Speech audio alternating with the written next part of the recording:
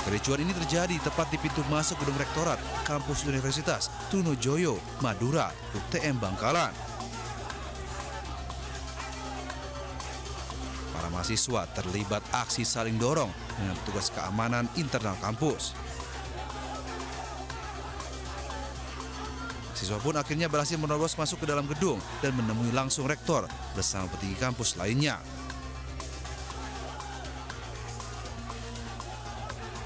Mahasiswa menyampaikan sejumlah tuntutan pada pihak kampus, yakni pencabutan kewajiban asrama bagi mahasiswa baru, kenaikan nilai TOEFL, dan tuntutan optimalisasi kinerja para pegawai administrasi kampus. Dari pertemuan tersebut, Rektor UTM Bangkalan pun akhirnya menyetujui tuntutan para mahasiswa. Dari Bangkalan, Madura, Taufik Syarawi melaporkan.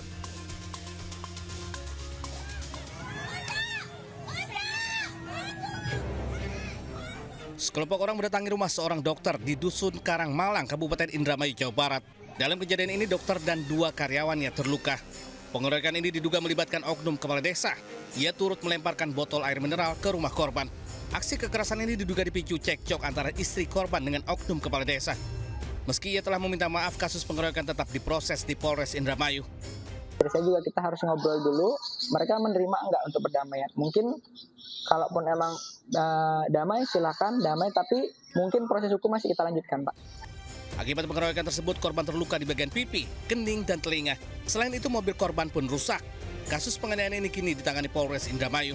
Dari Indramayu, Jawa Barat, Toy Iskandar News melaporkan.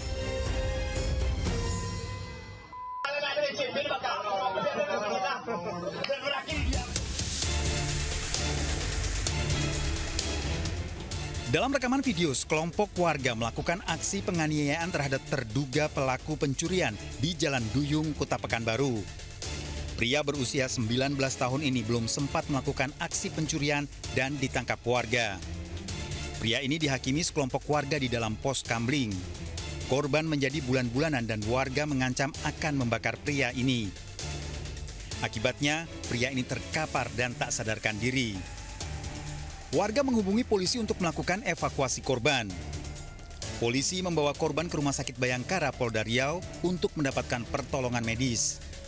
Namun nyawa korban tak tertolong. Keluarga tak menerima kematian korban akibat pengeroyokan. Itu tidak benar, Pak ya? Saya yakin, yakin-yakinnya. Mungkin kalau nggak ada berita informasi bahwa anak saya bakal dikeroyok, mungkin saya percaya. Ini rumah kosong, BB-nya tak ada, apapun tak ada. Yang ada cuma anak saya mati aja. Penyidik polisi telah memeriksa sedikitnya 6 orang yang berada di lokasi kejadian. Saat ini untuk perkara ini sedang kami usut proses, ya. Kami juga sudah minta visum ke Rumah Sakit Bayangkara dan akan segera kita lanjuti.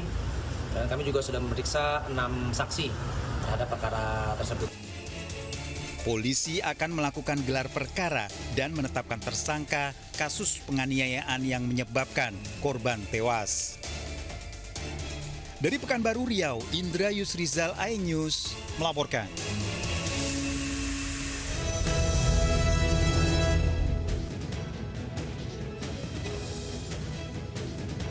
Assalamualaikum warahmatullahi wabarakatuh. Selamat pagi pemirsa, bersama saya Adita Dewi. Inilah Lintas Sayus Pagi selengkapnya. Pemirsa, kita awali Lintas Sayus Pagi hari ini dengan informasi seorang mandor proyek ditemukan tewas dengan kondisi leher hampir putus akibat senjata tajam di lahan kosong di Kabupaten Gianyar, Bali. Petugas kepolisian dari Polres Gianyar langsung melakukan upaya penyelidikan untuk mengejar pelaku.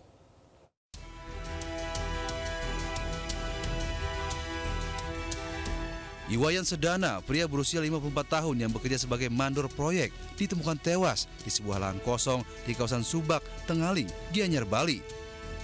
Korban ditemukan dalam kondisi tewas dengan luka di leher akibat serangan senjata tajam. Di lokasi, polisi menyita sebuah gergaji kayu yang diduga digunakan untuk melukai korban. Sementara barang berharga seperti sepeda motor dan dompet milik korban tak ditemukan di lokasi. Dari hasil otopsi ditemukan sebanyak 16 luka di tubuh korban serta luka pembekapan di mulut korban. Nah, kita menemukan adanya kekerasan, ada kekerasan tumpul dan kekerasan tajam. Jadi ada 16 luka yang kita temukan, yang terpusat lukanya paling banyak di daerah wajah dan juga leher. Nah, kalau di daerah wajah itu di sekitar mulut dan hidung itu ada luka-luka memar yang dari gambarannya sesuai dengan peristiwa pembekapan. Kasus ini masih dalam penyelidikan aparat Polres Gianyar dan Polsek Tampak Siring. Dari Gianyar, Bali, Ketut Catur Kusumaningrat melaporkan. Pemirsa, jasad wanita tanpa identitas mengapung di aliran Kali Malang, Kabupaten Bekasi, Jawa Barat. Saat ditemukan, jasad yang sudah membusuk itu tersangkut di tumpukan sampah.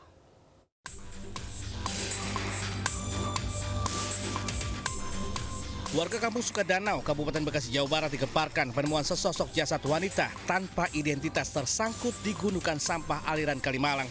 Petugas kepolisian dibantu relawan kemudian mengevakuasi jasad dengan menggunakan perahu karet. Keberadaan jasad wanita tanpa identitas tersebut pertama kali diketahui warga yang tinggal di bantaran Kali Malang. Kondisinya mulai membusuk, sementara ciri-ciri yang menggunakan baju dan celana panjang hitam. Kirainnya tuh tumpukan sampah biasa, dan ternyata pas kita masuk udah rame di belakang, ternyata itu mayat.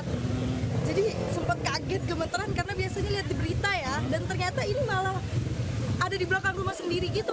Ini dugaan sementara tadi sempat menduga boneka atau apa sih, Mbak? Sampah, karena matanya sama-sama lagi minus gitu, aku sama mama.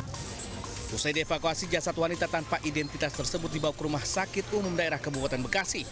Kasus penemuan jasad wanita tanpa identitas tersebut ditangani Polsek Cikarang Barat dan Mapolres Metro Bekasi. Dari Kabupaten Bekasi, Jawa Barat, Didit Junaidi, iNews melaporkan.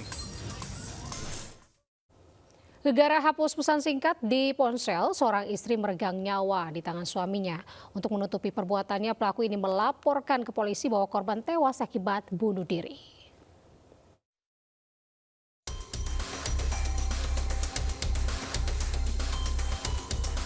Warga Enrekang, Sulawesi Selatan digegerkan penemuan jasad seorang wanita berinisial SY dalam kondisi tergantung di kebun.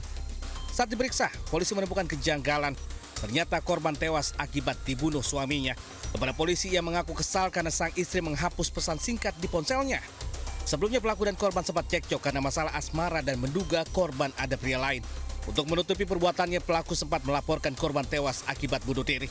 Setelah penyelidikan, polisi akhirnya menetapkan sang suami sebagai tersangka pembunuhan istrinya sendiri. Kita dalami, ternyata sudah direncanakan terlebih dahulu oleh suaminya, karena yang bersangkutan masih hubungan suami istri, kita buatkan pasal berlapis. Pelaku dijerat pasal tentang kekerasan dalam rumah tangga dan pasal tentang pembunuhan berencana, ancaman hukuman 20 tahun penjara hingga hukuman mati. Dari Enrekang, Sulawesi Selatan, Jufri Tonapa, iNews melaporkan. Pemirsa, seorang staf desa digerebek istrinya karena diduga berselingkuh di rumahnya. Kedua pasangan selingkuh ini sempat menjadi bulan-bulanan warga.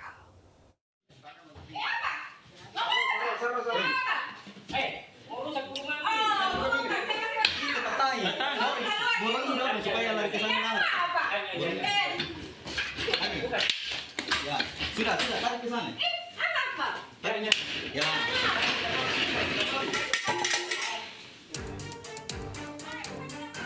Seorang staf desa Katangga, Kecamatan Bontonompo digerebek oleh istri sahnya saat sedang bersama wanita lain di dalam rumah di Palengga, Kabupaten Goa, Sulawesi Selatan. Saya mau mengajukan. Bukan tidak mau. Bukan tetangganya, bukan tetangganya. Karena ini kok melanggar aturan. Kau berzina di dalam. Keributan pun terjadi saat pria 48 tahun tersebut membuka pintu rumah. Polisi yang menerima laporan warga langsung ke lokasi mengamankan pelaku bersama wanita selingkuhannya ke Mapolres Goa. Ya, belum begitu, ya, belum begitu. Ya, belum begitu. Ya, belum begitu.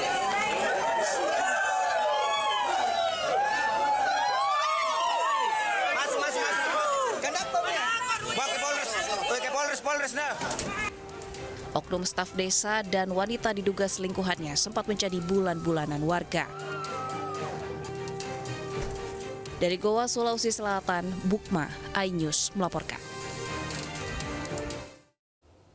Pemirsa, panik ketahuan mau mencuri, maling tersangkut di pagar rumah saat mencoba melarikan diri. Sementara itu seorang wanita penjaga toko menggagalkan pencurian sepeda motor di Gunung Sindur, Kabupaten Bogor, Jawa Barat.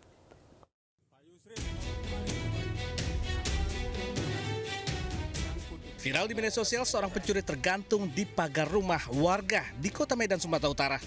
Pelaku terjebak karena celananya tersangkut di ujung besi pagar. Ia diduga panik setelah kepergok warga saat sedang beraksi. Setelah susah payah turun dari pagar, pelaku akhirnya ditangkap dan diinterogasi warga. Diketahui pelaku masuk ke dalam pekarangan rumah warga dengan cara mengendap-endap dan sempat menutup kamera pengawas. Ada tidur-tidur di situ, di teras itu. Jadi dia keluar mau naik pagar. Namanya udah tua mungkin nggak, pagarnya nggak tinggi, nyangkut. Itu gantung lah gitu ceritanya. Barang nggak ada yang hilang. Lagi dari CCTV yang punya rumah, dia udah membalikkan CCTV itu mengarah ke sana. Lantaran tidak ada barang yang hilang dan pemilik rumah tidak membuat laporan resmi, pelaku akhirnya dibebaskan. Dari Medan, Sumatera Utara, Ahmad Ridwan Nasution Ayus melaporkan.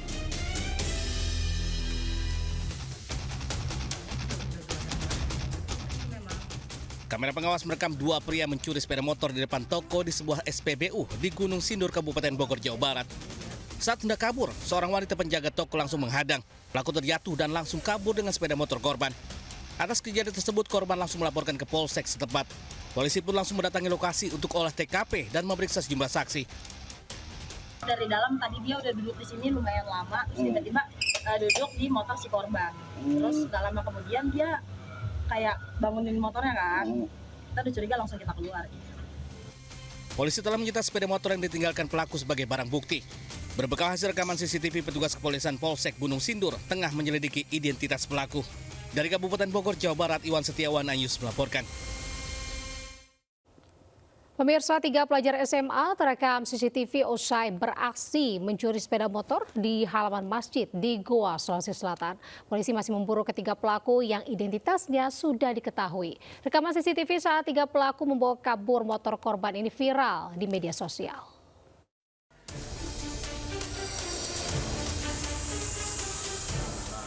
Aksi pencurian sepeda motor milik jamaah di halaman Masjid Syekh Yusuf, Kabupaten Goa, Sulawesi Selatan, terekam kamera pengawas.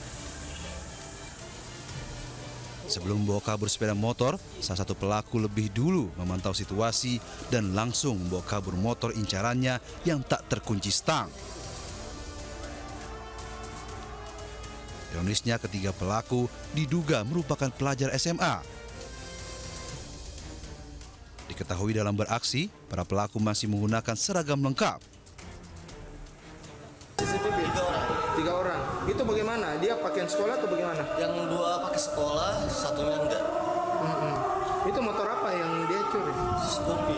Scoopy. Dia memang dalam keadaan nyala itu Scoopy-nya atau dia dorong atau? Dorong, ditondak ya. Oh, ditondak. Jadi mati. Berbekal hasil rekaman, pemilik motor telah melaporkan aksi pencurian ke unit reskrim Polres Goa. Sementara ketiga pelaku yang telah dikantongi identitasnya dalam pengejaran petugas. Dari Kabupaten Goa, Sulawesi Selatan, Bukma melaporkan. Pemirsa, jeratan judi online menyasar seluruh lapisan masyarakat. Mirisnya lagi, para pelaku judol ini juga berasal dari kalangan petani, anak-anak, hingga tunawisma.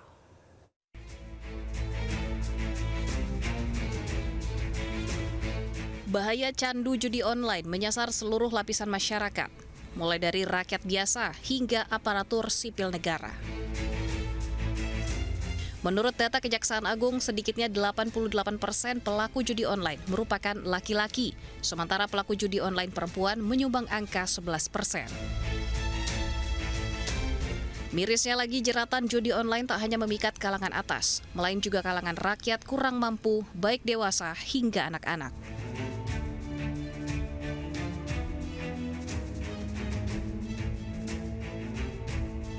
Kejaksaan Agung juga membongkar fakta bahwa para pelaku judi online berasal dari beragam latar, mulai dari para petani, murid, bahkan tunawisma. Mereka tergiur dengan keuntungan maya yang nyatanya hanya sementara.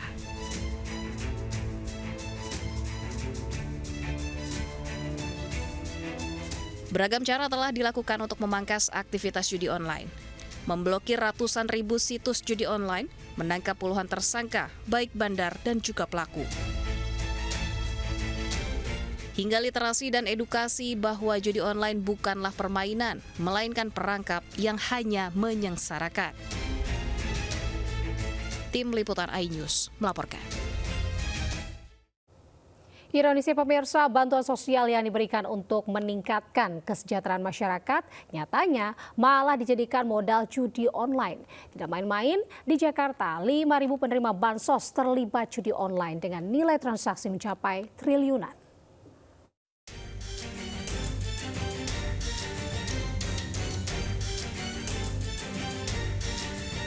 Pemberian bansos sejatinya untuk menanggulangi kemiskinan dan membantu memenuhi kebutuhan sehari-hari. Namun sayangnya banyak yang menyalahgunakan bansos dari pemerintah untuk judi online. Di Jakarta sendiri ada 602.000 warga Jakarta yang terlibat judi online. 5.000 diantaranya tercatat sebagai penerima bansos. Nilai transaksinya mencapai 3,12 triliun rupiah. Pemerintah Provinsi Jakarta pun akan mencabut penerima bansos yang terlibat judi online. Nah, ini 5.000 diantaranya diduga penerima bansos. Sedih Pak Asep. Terpaksa kita cabut ini. Kita ngeluarin anggaran untuk subsidi bansos buat KJP, KJMU, BPJS. Digunakan, memang nggak semua.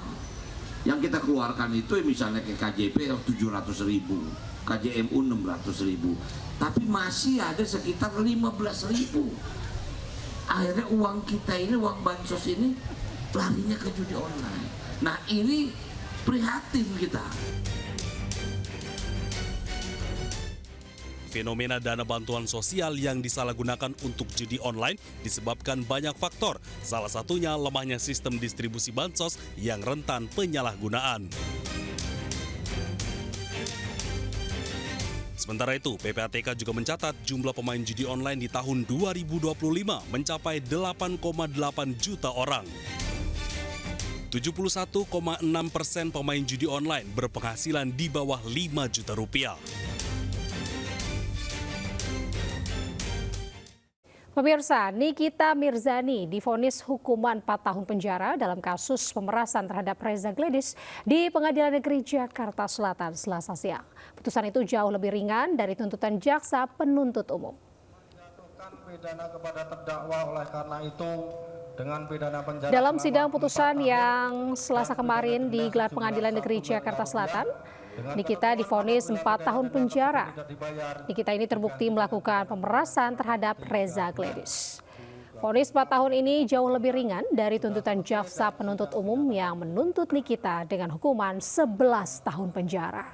Nikita juga dijatuhi pidana denda sejumlah 1 miliar rupiah. Nikita Mirzani telah menjalani penahanan selama 8 bulan hingga menjalani sidang vonis. Biasa aja, tapi emang gue punya feeling dari kemarin pasti pasal TPPU-nya hilang. Alhamdulillah hilang hari ini.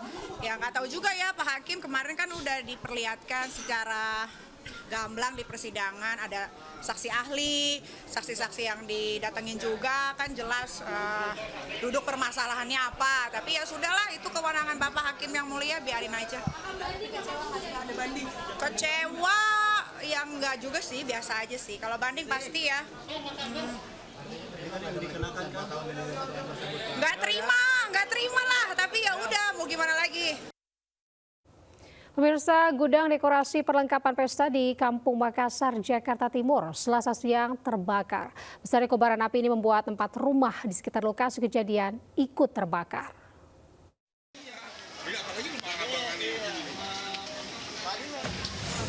Kobaran api membesar dan merambat ke sejumlah material yang berada di dalam gudang perlengkapan pesta di Jalan Udayana, Kampung Makassar, Jakarta Timur. Kobaran api juga merambat ke 4 rumah berlantai 2 di dekat lokasi kejadian. 13 unit mobil pemadam kebakaran dengan 65 personil dikerahkan untuk memadamkan api.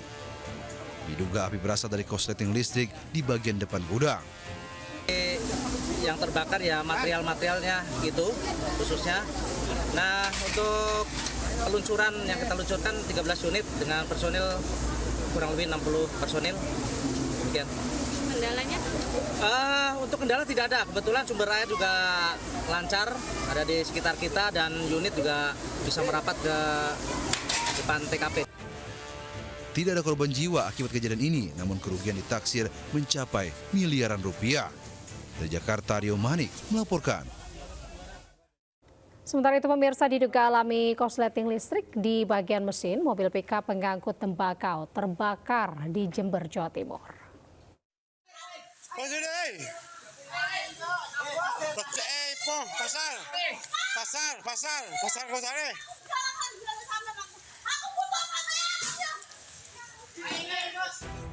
Api dengan cepat membakar mobil pickup pengangkut tembakau di Jalan Raya Pakusari, Jember, Jawa Timur. Api semakin membesar melahap bagian depan mobil, sementara sang sopir langsung keluar menyelamatkan diri. Warga berupaya memadamkan api dengan alat seadanya. Beruntung hujan mengguyur kawasan tersebut hingga membuat api cepat padam. Diketahui mobil tiba-tiba terguling saat melaju dari arah Mayang menuju Pakusari. Diduga kebakaran dipicu korsleting listrik di bagian mesin. Beruntung tak ada korban jiwa dalam peristiwa ini. Kasus ditangani petugas Satlantas Resort Jember. Dari Jember, Jawa Timur, Bambang Sugiarto Anyus melaporkan. Kita ke informasi selanjutnya, pemirsa. Seorang santriwati tewas setelah bangunan pondok pesantren di Desa Cinengah, Bandung Barat, Jawa Barat ini tertimpa longsor. Peristiwa itu terjadi setelah hujan deras terus-menerus melanda kawasan itu.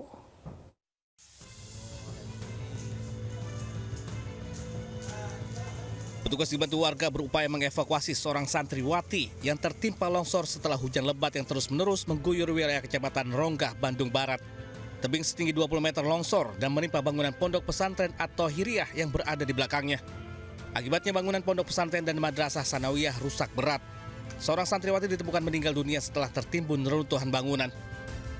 Sementara hujan tiba-tiba dan kami juga pihak pesantren mengalami kesulitan waktu evakuasi para santri. Sampai ada yang jalan ini atap dan satu yang tidak bisa diselamatkan. Warga diimbau untuk tetap waspada terhadap potensi longsor susulan mengingat curah hujan di wilayah Bandung Barat masih cukup tinggi. Dari Bandung Barat, Jawa Barat, Yono Anyus melaporkan. Pemirsa, pasca banjir bandang yang menerjang sejumlah wilayah di Kabupaten Sukabumi, Jawa Barat, sejumlah warga mulai membersihkan rumah mereka dari material banjir. Hingga kini BPBD Kabupaten Sukabumi masih terus mendata jumlah korban yang terdampak bencana tersebut.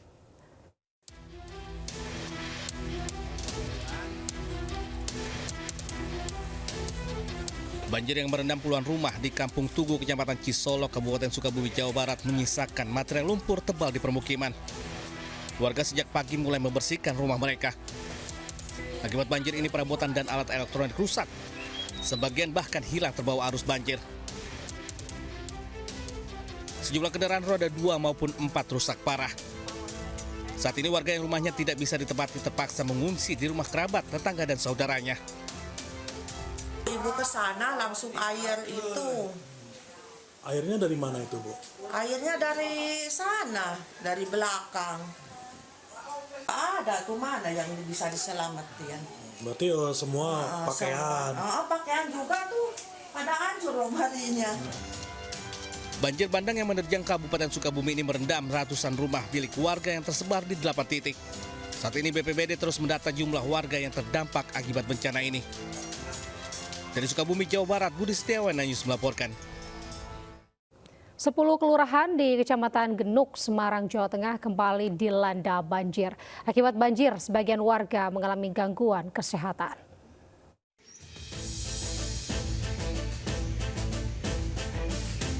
Banjir kembali melanda Kecamatan Genuk, Semarang dengan ketinggian air mulai dari 40 hingga 50 cm. Hampir sepekan, 10 kelurahan di wilayah ini terdampak banjir. Upaya penanganan warga terdampak banjir pun terus dilakukan. Salah satunya masalah kesehatan. Sejumlah posko kesehatan dibangun dan disediakan mobil puskesmas keliling. Akibat banjir, sebagian warga alami demam maupun penyakit kulit. Sementara anak-anak mayoritas terserang demam.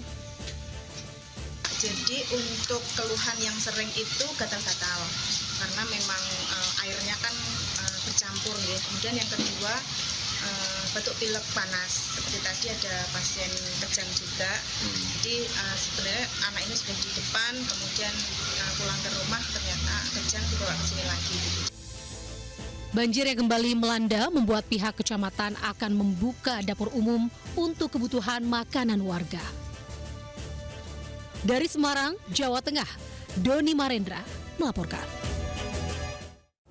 Pemirsa, memperingati HUT ke-11 Partai Perindo, DPD Kabupaten Katingan menggelar cek kesehatan gratis sekaligus penyerahan tali kasih bagi kaum lansia. Acara bertajuk Perindo Peduli ini digelar di Desa Bangkuang, Kecamatan Tewang, Sangalang, Garing, Kabupaten Katingan, Kalimantan Tengah.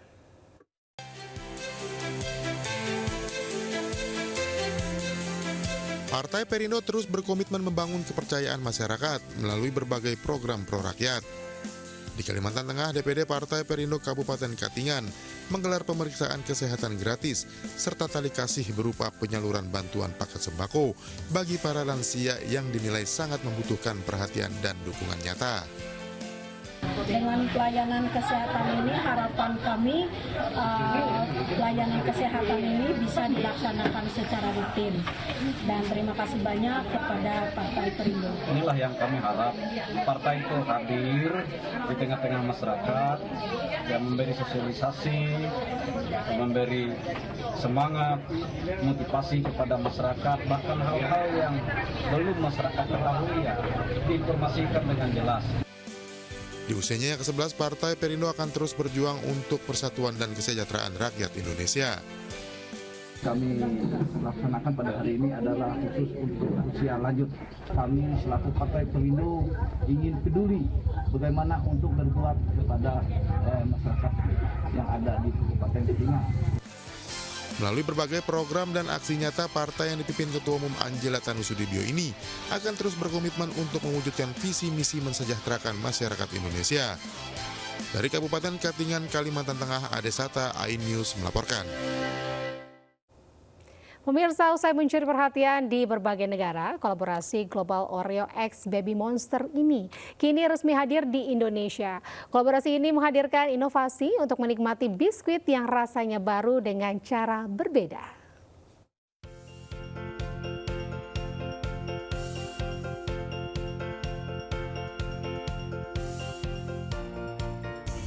K-pop menjadi fenomena yang memberikan pengaruh besar, bisa menyatukan beragam generasi dan memupuk kreativitas dan kebersamaan. Hal ini mendorong Oreo berkolaborasi dengan Baby Monster. Produk edisi terbatas bernama Oreo Baby Monster Red Sandwich Cookies hadir dengan rasa marshmallow yang terinspirasi dari tren dessert Korea. Inovasi ini menjadi cara baru konsumen untuk menikmati camilan sekaligus mengekspresikan diri. Selain rasa baru, setiap keping biskuit dalam edisi ini dirancang langsung oleh para member Baby Monster sebagai bentuk ekspresi kreatif.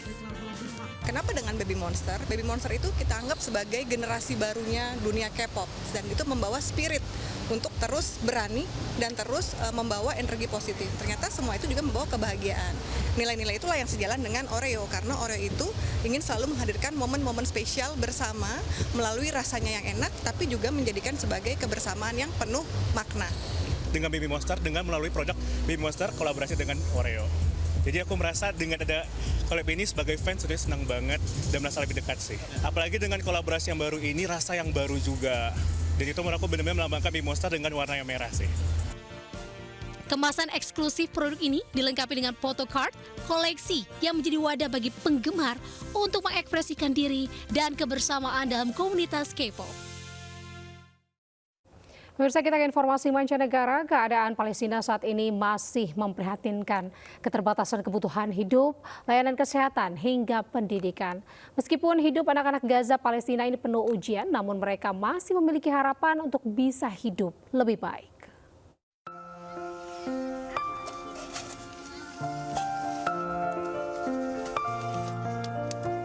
Di tengah reruntuhan Gaza Palestina, suara tawa anak-anak masih bergema.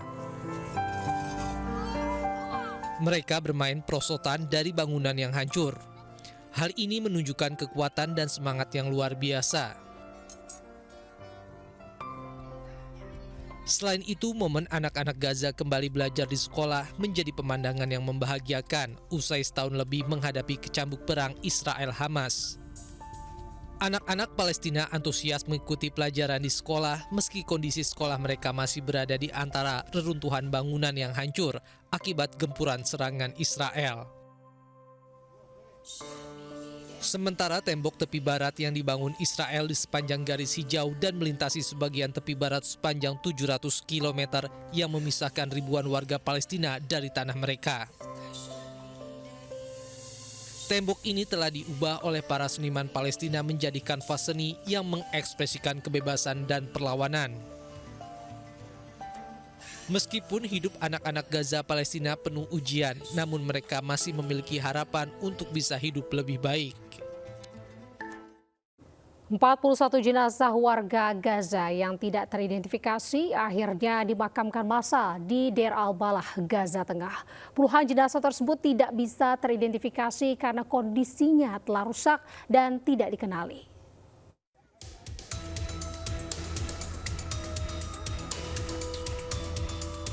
Penduduk setempat di Deir al-Balah, Gaza Tengah menguburkan jasad 41 korban tidak dikenal yang tewas selama konflik antara Israel dan Hamas. Seluruh jenazah dimakamkan secara massal di perkuburan yang ditetapkan oleh Kementerian Wakaf. منذ لحظة وقف إطلاق النار وصل إلى داخل قطاع غزة 195 جثمان.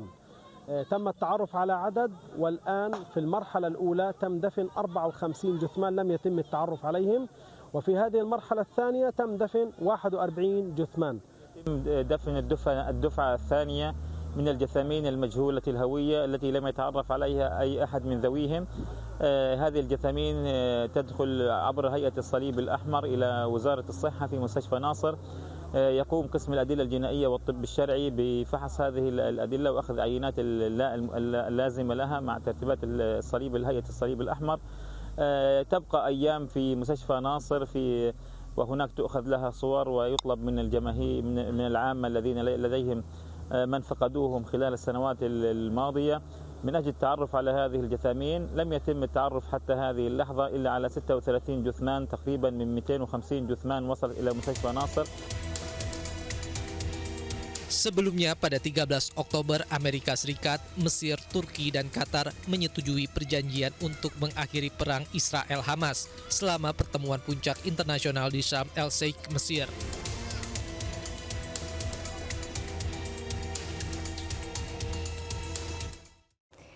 Pemirsa, sopir ambulans meninggal dunia sesaat setelah mengantarkan jenazah ke rumah duka di Ciamis, Jawa Barat. Sementara itu jasad wanita tanpa identitas mengapung di aliran Kali Malang, Kabupaten Bekasi, Jawa Barat.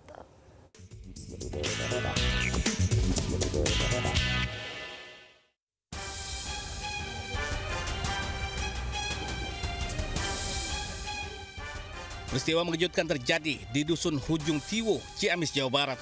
Sopir ambulans yang baru saja tiba mengantar jenazah tiba-tiba jatuh terkulai dari kursi kemudi, kemudian pingsan. Allahu Akbar, Allahu Akbar. Warga pun langsung berusaha menolong. Namun setibanya di Puskesmas Sukamantri, tim medis menyatakan ia sudah meninggal dunia. Sebelumnya sopir bernama Wahyu, 48 tahun ini mengantarkan jenazah dari RSHS Bandung ke Ciamis. Belakangan diketahui ia memiliki riwayat penyakit sesak nafas yang diduga kambuh karena kelelahan. Waktu-waktu beberapa bulan ke belakang ada riwayat sesak napas gitu. Oh gitu. Kesehariannya itu emang supir ambulan atau apa, Pak? Kalau supir ambulan itu jadi kali-kali gitu kalau ada yang nelpon minta diantarkan ke Panjalu baru beliau mengantarkannya. Kalau kesehariannya ya kadang servis elektronik. Pihak kepolisian Ciamis yang telah berkoordinasi dengan tenaga medis dan keluarga korban menyatakan bahwa peristiwa ini murni karena faktor kesehatan. Pihak keluarga pun telah menerima kepergian almarhum dengan ikhlas. Dari Ciamis, Jawa Barat, Asep Muslim, iNews melaporkan. Pemirsa, sebuah warung bakso di wilayah Ngesti Harjo, Bantul, Yogyakarta yang bahan bakunya berasal dari daging babi dipasang spanduk dengan label non-halal. Bukan bermaksud untuk mengurangi pendapatan, namun sebagai upaya agar umat muslim mengetahui jika yang dijual adalah bakso non-halal.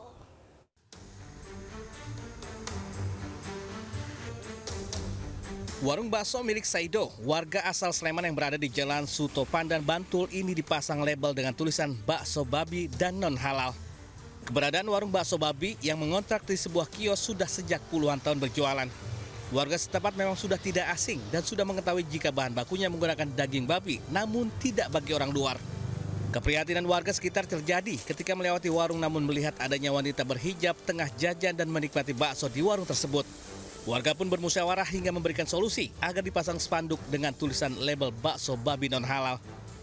Karena selama ini sangat miris ya di hati kami, prihatin juga ya. Begitu kita selalu melewati jalan ini, ternyata banyak yang berjilbab itu makan bakso ini gitu. Sehingga kita perlu satu penegasan ya untuk menyampaikan kepada penjual. Setelah diberikan pemahaman, pedagang bakso juga bisa mengerti dan mempersilahkan untuk dipasang spanduk dengan label non-halal. Dari Bantul, Yogyakarta, Trisna Purwoko News melaporkan. Pemirsa, informasi tadi sekaligus menutup Lintas Ayus pagi hari ini. Saya Anita Dewi beserta kerabat kerja pamit undur diri. Terima kasih, sampai jumpa. Wassalamualaikum warahmatullahi wabarakatuh.